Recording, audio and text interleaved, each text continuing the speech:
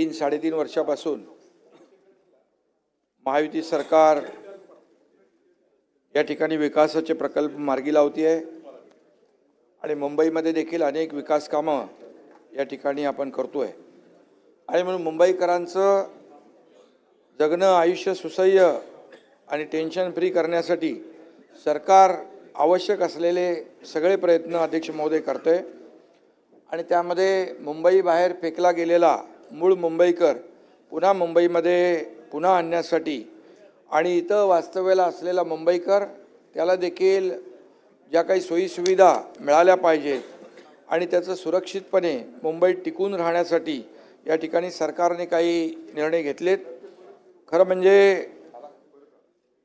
कायदा हा लोकांसाठी असतो, लोक कायद्यासाठी नसतात आणि म्हणून सरकार म्हणून गेल्या 2.5 वर्ष मी जेव्हा मुख्यमंत्री होतो तेव्हाही निर्णय घेतले। आता देवेंद्रजी मुख्यमंत्री म्हणून आम्ही टीम म्हणून काम करतोय आणि म्हणून या ठिकाणी काही वेळा प्रस्थापित चौकटीच्या बाहेर जाऊन लोकहितासाठी निर्णय घेण्याची आवश्यकता भासते। असे लोकहिताचे निर्णय सरकारने गेल्या 3.5 वर्षात घेतलेले आहेत आणि आजही मुख्यमंत्री देवेंद्रजी आणि आमचे अजितदादा यांच्याबरोबर चर्चा करून नगर विकास आणि गृहनिर्माण विभाग यांनी काही निर्णय घेतलेले आहेत। त्यापैकी निर्णयाचा एक भाग म्हणून इमारतींसाठी सुधारित भोगावटा अभय योजना ओसी देण्याची योजना जी आहे ती आपण लागू करण्याचा अत्यंत महत्त्वपूर्ण असा निर्णय या ठिकाणी सरकारने घेतला आहे। काही नियमांचं उल्लंघन करून उभारलेल्या मुंबईतल्या जवळपास 20,000 इमारती ज्या आहेत त्यांना ओसी नाही आहे आणि या इमारतीच्या मूळ मंजूर आराखड्यामध्ये किरकोळ बदल केले आहेत, त्यामुळे त्यांना ओसी मिळत नाही आणि म्हणून आज ओसी नसल्यामुळे या इमारतींमधल्या रहिवाशांना दुप्पट मालमत्ता कर असेल, पाणीपट्टी असेल, मलनिस्सारण कर असेल दुप्पट भरावा लागतो।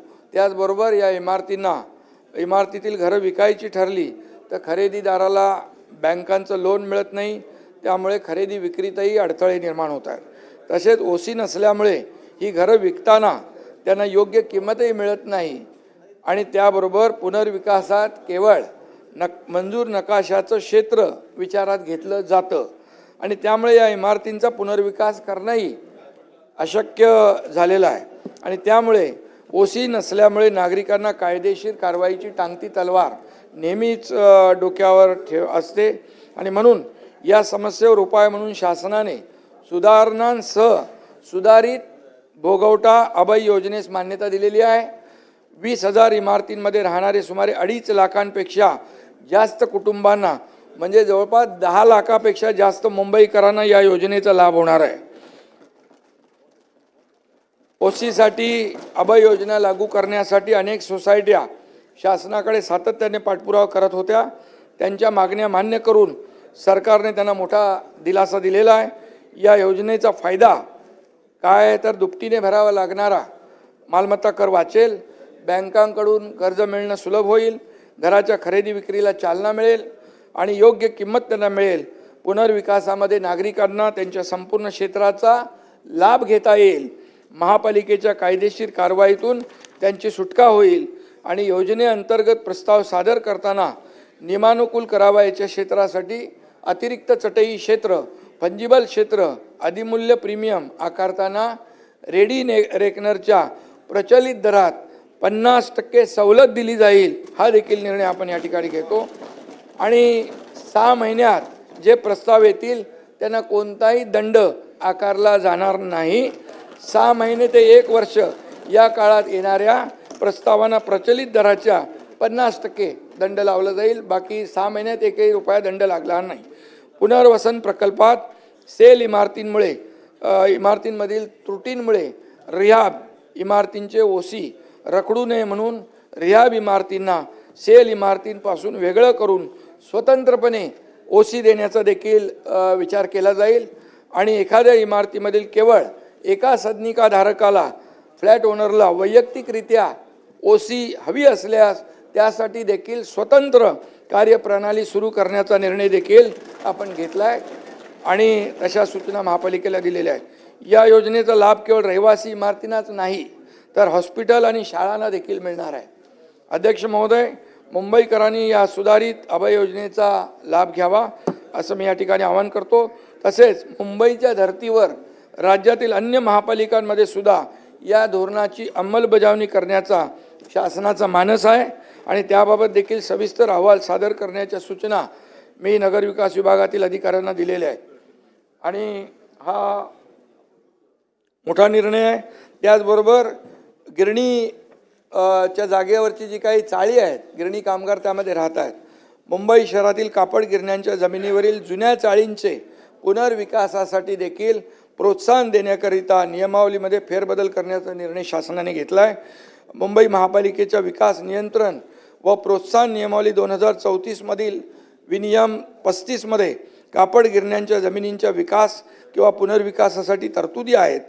या तरतुदीमधील खंड 7 मध्ये कापड गिरण्यांच्या जमिनीवर व्यापलेल्या निवासी आणि निवासीसह व्यावसायिक इमारती चाळीच्या पुनर्विकासाबाबत तरतुदी नमूद केलेल्या आहेत. सदर तरतुदीमधील कापड गिरण्यांच्या जमिनीवरील जुन्या इमारती, चाळी किंवा गिरणीच्या जमिनीवर पात्र रहिवाशांना पुनर्वसनामध्ये सदनिकेचा अधिकार आहे.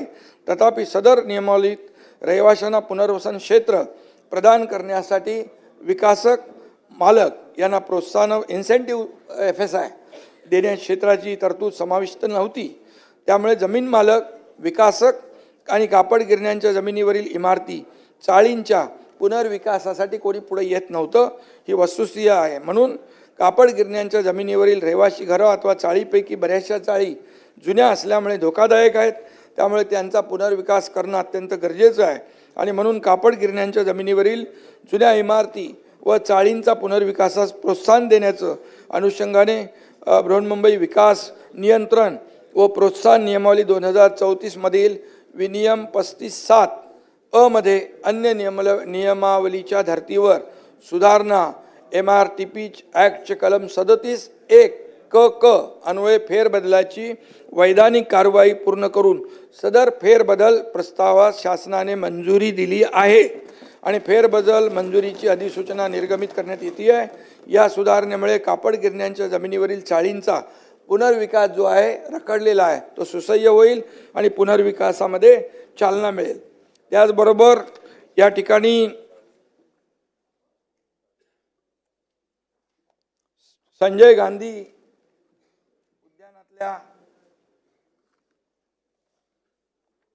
गांधी राष्ट्रीय उद्यानामधले जे आदिवासी बांधव आहेत आणि त्यामध्ये 25,000 झोपडपट्ट्यांचं त्या ठिकाणी झोपडपट्ट्या आहेत आणि नेहमी ते निष्कासित करण्याचे न्यायालयाचे आदेश येत असतात आणि त्यामुळे यांचं देखील पुनर्वसन करण्याचं धोरण सरकारने ठरवलेलं आहे.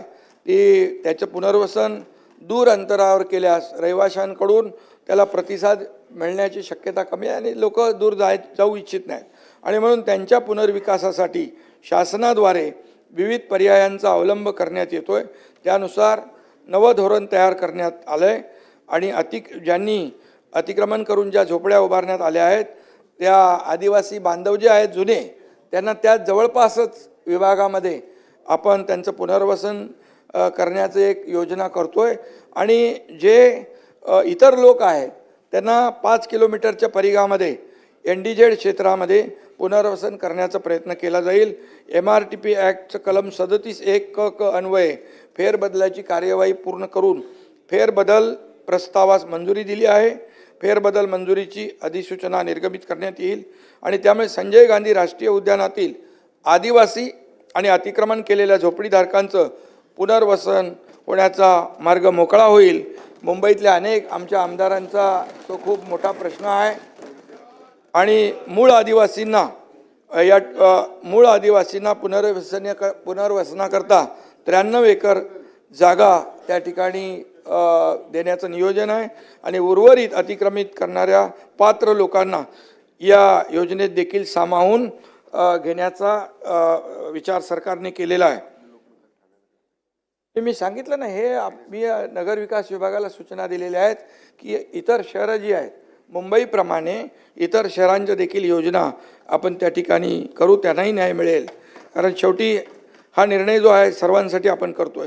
त्याचबरोबर अध्यक्ष महोदय, सर्वात गेल्या अनेक वर्षाचा जो भेडसावणारा मुंबईकरांचा प्रश्न आहे, मुंबई शहरामध्ये साधारणतः 19,000पेक्षा जास्त सेस इमारती पागडी इमारती म्हणून ओळखल्या जातात आणि त्या 1960 पूर्वीच्या या इमारती आहेत आणि त्यापैकी काही इमारतींचा पुनर्विकास झालेला आहे, काही इमारती जीर्ण झालेल्या आहेत, काही इमारती पडलेल्या आहेत, काही लोकांचा काही लोक मृत्युमुखी पडलेले आहेत. त्यापैकी जवळपास 13,000पेक्षा जास्त इमारती ज्या आहेत पुनर्विकासाच्या प्रतीक्षेत आहेत.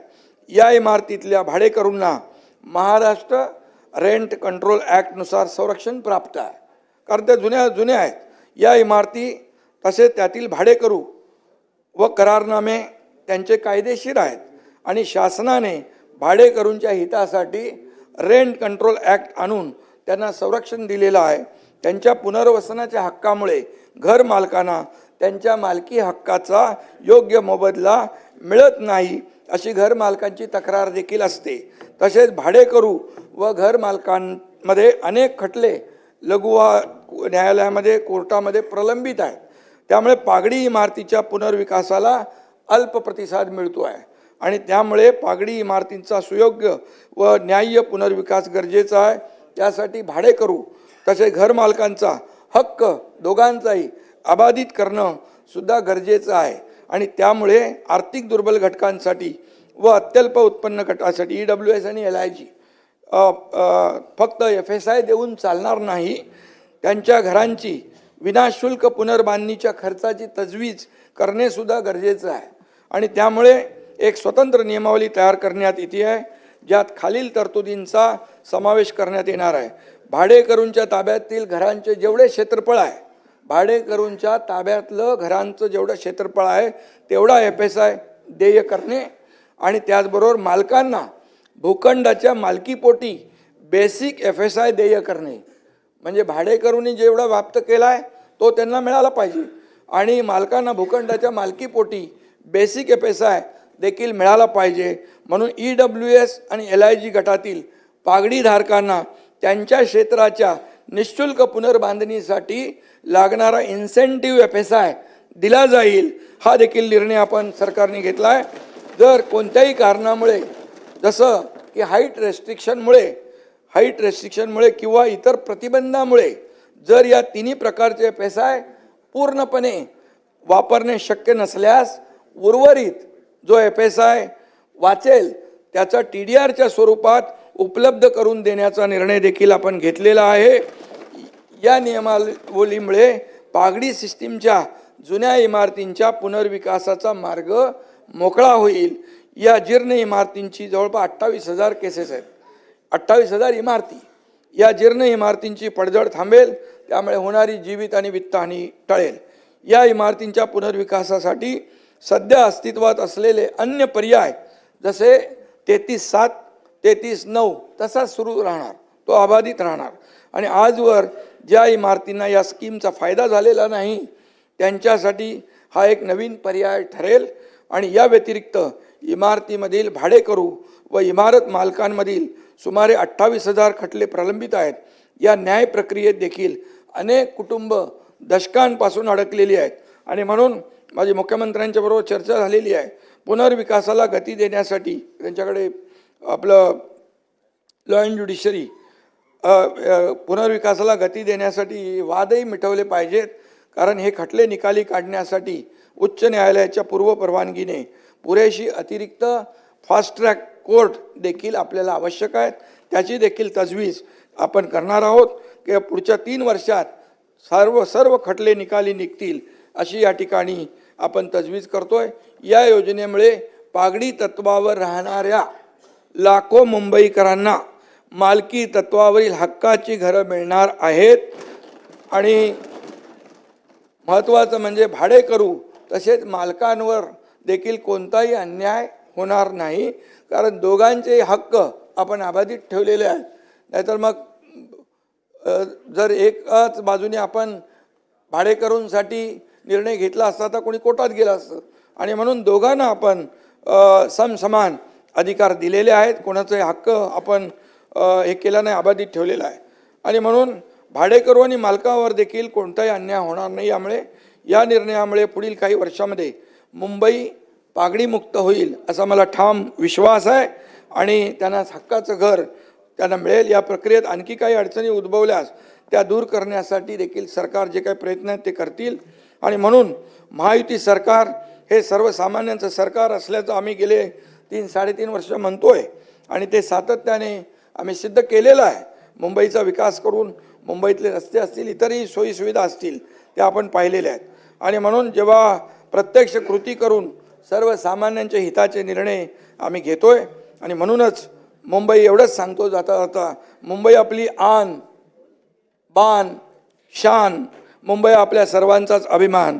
आणि म्हणून मुंबईच्या हितासाठी या योजना ठरतील वरदान एवढंच अध्यक्ष महोदय सांगतो. हे ऐतिहासिक निर्णय आहेत.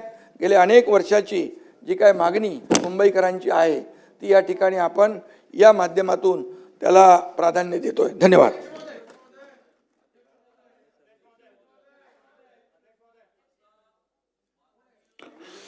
नाही, निवेदनावर बोलता येत नाही. फक्त त्यांना सन्मान्य उपमुख्यमंत्र्यांचं अभिनंदन करायचं आहे, त्यामुळे अपवाद म्हणून मी त्यांना एक संधी देतोय. बाबतीतलेच नाही, प्रश्न मांडता येणार नाहीत. प्रश्न मांडता येणार नाही आहेत.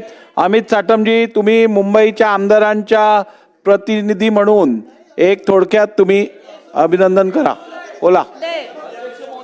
दोनच राहिले ते विचारायचे. मुख्यमंत्री महोदयांनी मुंबई शहराच्या संदर्भामध्ये मोठ्या प्रमाणावरती 10,000 पेक्षा जास्त इमारतींना ओसी नसल्यामुळे जो त्रास होत होता, त्यामुळे ओसीची ॲम्नेस्टी स्कीम आणून या सर्व लोकांना त्या ॲम्नेस्टी स्कीममध्ये 50% जो काही सवलत आपण त्या चार्जेसमध्ये दिलेली आहे, तसेच गिरणी कामगारांच्या चाळींच्या संदर्भामध्ये जो निर्णय केला आहे व संजय गांधी नॅशनल पार्क येथील आदिवासी पाड्यांच्या त्या ठिकाणी असलेल्या सर्व नागरिकांना चे पुनर्वसन करण्याच्या संदर्भातला निर्णय व शेवटचा मुंबई शहरातल्या सेस्ट बिल्डिंग्स ज्या पागडीच्या इमारती आहेत त्यांना इन्सेंटिव्ह FSI देऊन पुनर्विकास करण्याचा जो निर्णय केला आहे